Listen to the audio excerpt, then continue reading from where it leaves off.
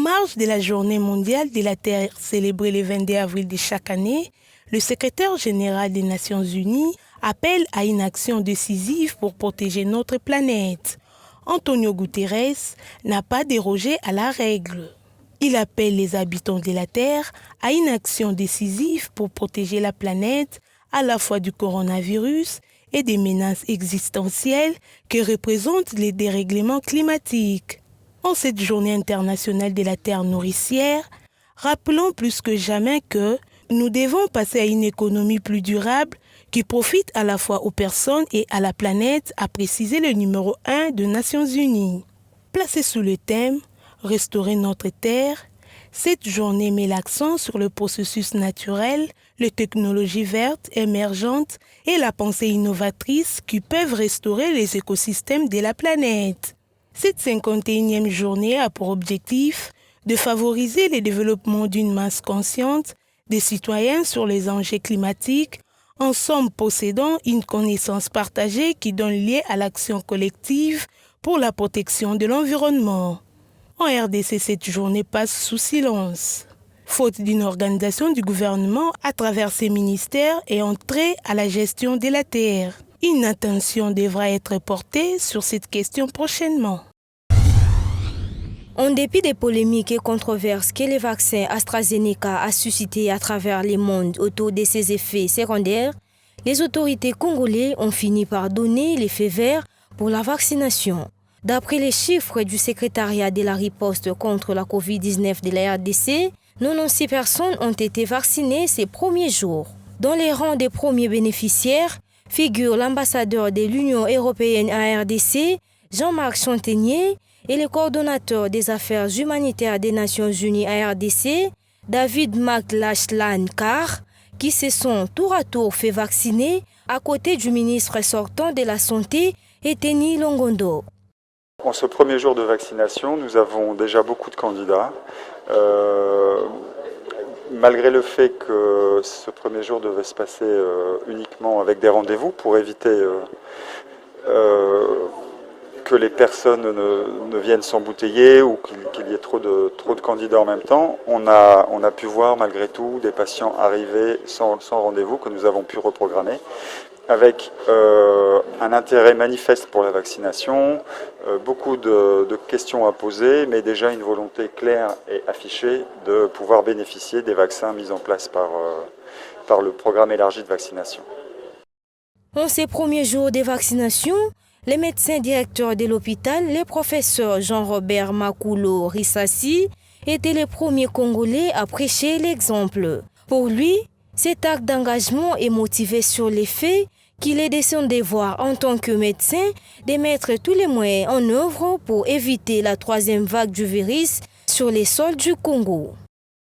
C'est un vaccin qui est parfaitement étudié, qui a passé les différents tests.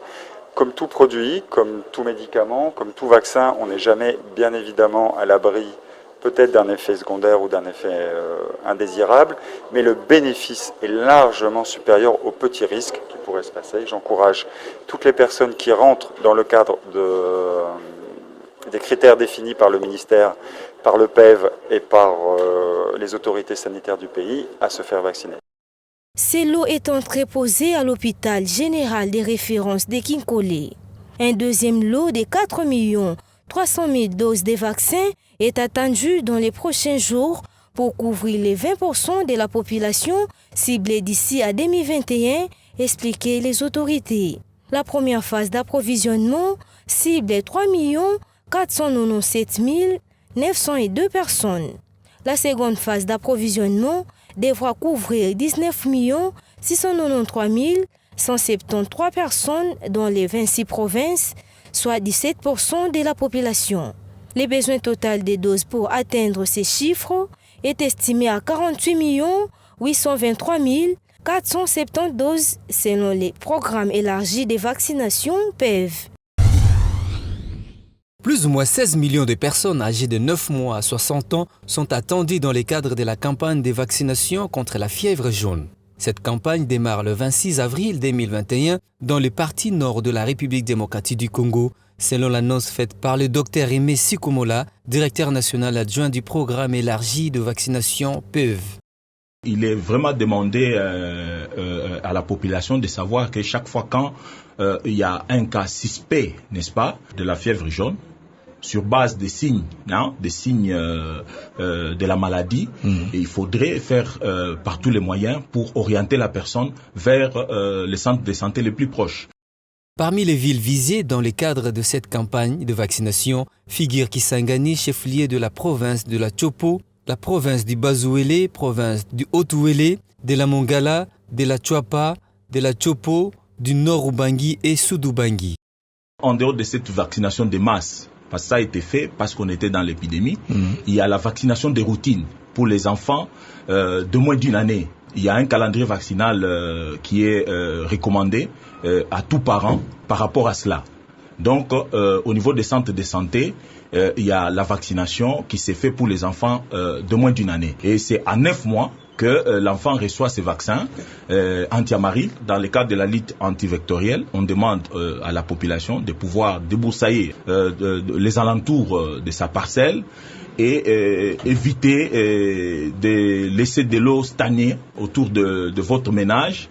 Et également, en ce qui concerne par exemple l'eau de boisson, la conservation de l'eau, il faut tout faire pour pouvoir, couvrir l'eau qu'on garde au niveau de la maison.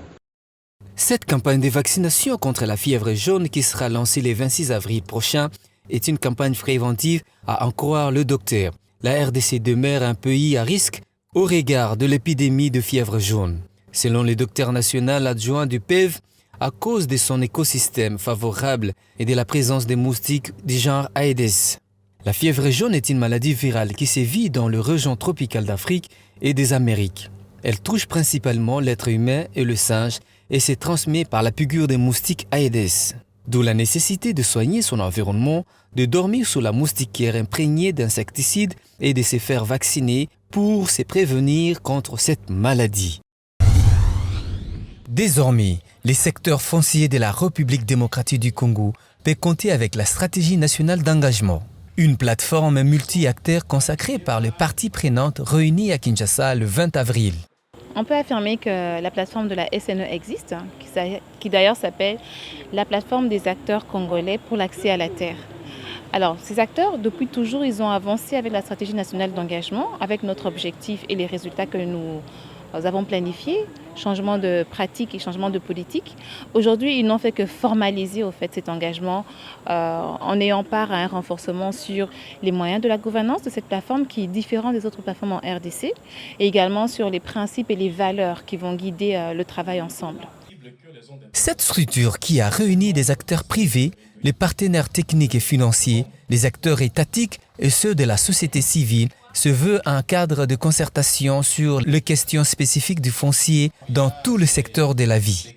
Cette action ne sera pas isolée pour les membres de la société civile uniquement, mais à nos côtés, nous serons obligés de marcher côte à côte dans une même vision sur les questions foncières avec les personnes qui sont à charge de questions foncières au niveau de notre pays, notamment ceux qui s'épanchent sur l'aménagement du territoire, ceux qui sont en plein travail sur la réforme foncière, notamment le CONAREF, le service technique étatique. Donc ensemble, nous aurons quand même avoir une seule voix au lieu de travailler en ordre dispersé. Pour les partenaires techniques et financiers, la SNE se présente aujourd'hui comme une interlocutrice valable. À travers cette plateforme, il sera donc facile de partager des informations et autres données restées souvent inaccessibles. L'un des problèmes les plus sensés, c'est l'accès aux fonciers. Donc cette plateforme, dans le cadre de cette stratégie nationale, sera un réceptacle des problèmes, mais aussi un lieu où les solutions effectivement se verront identifiées. La plateforme pourra aider à ce que l'information soit obtenue par les acteurs, qui sont les couches les plus vulnérables, dont les autochtones et les femmes et les jeunes, à travers la plateforme. Et à partir de ce moment, dès que la fuite de l'information est obtenue par la plateforme, bien sûr, ceux qui pensent qu'effectivement il y a les procédures qui sont assez longues se verront effectivement avoir accès à l'information et aller vers l'information pour avoir bénéficier des appuis de nos projets sur le terrain. Notons par ailleurs qu'après cette étape de la concertation, les plateformes d'adhésion à cette plateforme restent tout de même ouvertes à tous les acteurs intéressés par les questions foncières en République démocratique du Congo. La reproduction artificielle de poissons-chats africains intéresse de plus en plus les secteurs de l'agrobusiness à Kinshasa. Nous sommes à Kimwenza Gare, dans la commune de Mongafula. C'est ici que Léon Bouamayama a construit sa première maternité de poissons-chats africains, une initiative de Fish Consult. Les grandes étapes à suivre, nous avons l'injection hormonale ou la lipofisation, ça dépend. La deuxième étape, c'est l'extraction et la fécondation. La troisième étape, c'est l'incubation. Et puis les restes, c'est l'éclosion et puis on continue l'alevinage. Pour ces zootechniciens experts en pisciculture, cet élevage est le plus adapté et rentable. Cette production piscicole locale permettra aux Quinois de tourner les dos aux produits importés dont la qualité reste douteuse. De tous les élevages que nous faisons, l'animal qui a moins de dépenses, c'est le poisson. J'encourage tout le monde de se donner dans la pisciculture parce que dans la pisciculture, avec 1 kg ou 1,5 kg, il y a aliments complet par rapport à besoin de mbisi, au 1 kg, il y a poisson. Fish Consult ouvre ses portes aux apprenants désireux de faire pareil. Dans un pays doté d'un potentiel incommensurable, le recours à la pisciculture reste une aubaine pour les agro-acteurs.